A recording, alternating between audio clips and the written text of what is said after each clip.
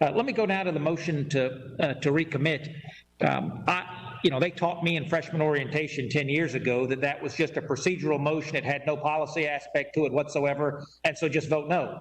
And so I recognize that is not the sign of something that is valuable legislation. That's the sign of something that you would think could go by the wayside.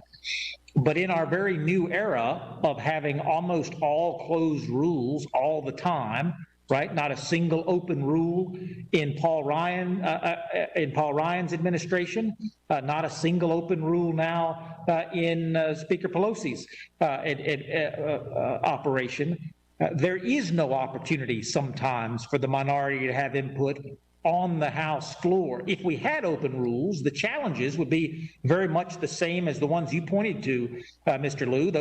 Those amendments are offered, dropped right there on the floor, can be written on the back of a cocktail napkin. No opportunity for for legislative drafting and perfection. Folks don't have time to consult with their staff, and under the 5-minute rule, 10 minutes later, you could be asked to vote on a very consequential amendment that had not been seen before. So last-minute legislative language used to be a hallmark of this institution. Wasn't used to disrupt the institution. It was just common as a function of the legislative process.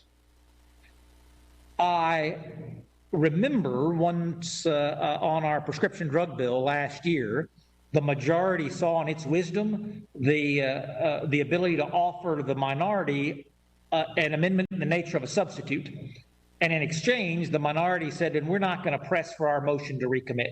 We traded away what you and I would both agree was not a particularly effective legislative tool. And in exchange, we got a very substantive conversation about how we wanted to reform prescription drugs in the country. I support that. I'm particularly concerned about Mr. Schneider's concerns because I raised the very same issues in the Rules Committee last night, Mr. Schneider. We were talking about a bill that was a resolution that was intended to speak out against horrific treatment that has been alleged of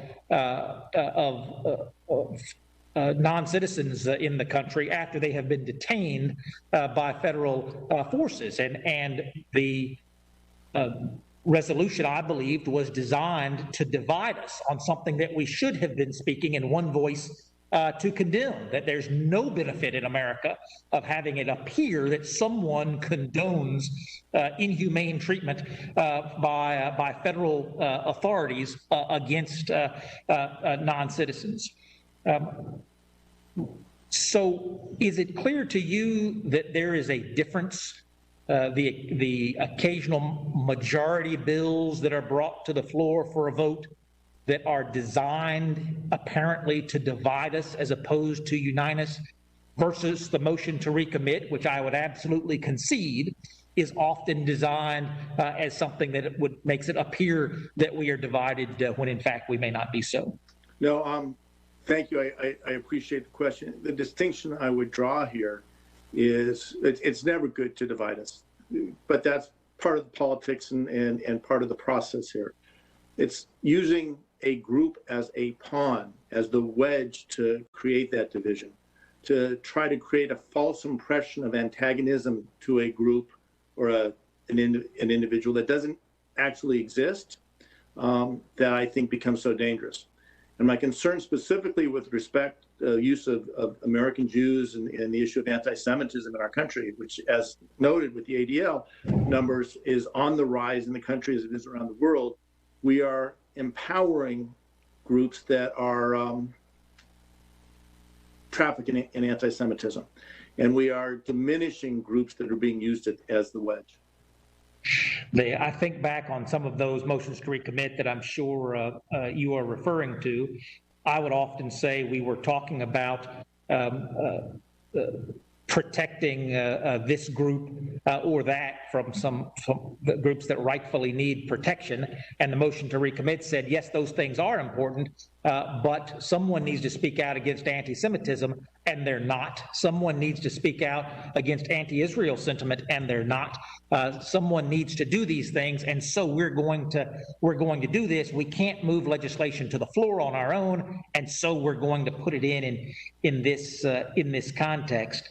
In our last panel, we heard members on both sides of the aisle talk about the need to protect the motion to recommit. I do hope that we can find a way to make it more valuable as a legislative tool, but I could not agree with you more that the politics of division that we play have dangerous consequences in many ways. Again, I believe not being able to speak with one voice on behalf of non-citizens in U.S. custody is dangerous because it suggests that something is acceptable when it in fact is not.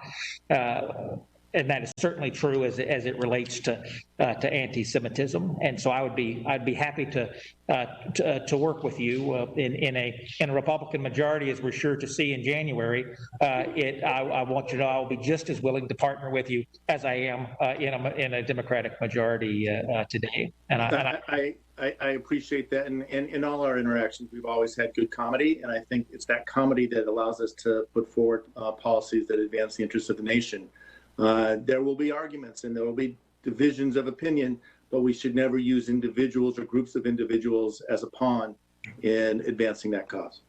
I'll just share with you, I don't believe our conversations in the Modernization Committee are privileged any longer. We tried not to out one another while those conversations were going on, but we grappled with the motion to recommit because folks did have such strong feelings about it. And while it was not, while reforming it was in our final recommendations, I thought one of the more fruitful places was how can we encourage the minority to surrender that motion in favor of getting a more substantive legislative alternative path. Let's not eliminate the motion to recommit to silence the minority. Let's change the motion to recommit to empower legislative discussion and just give the minority one opportunity to take it where they'd like to take it. And so your counsel is well taken.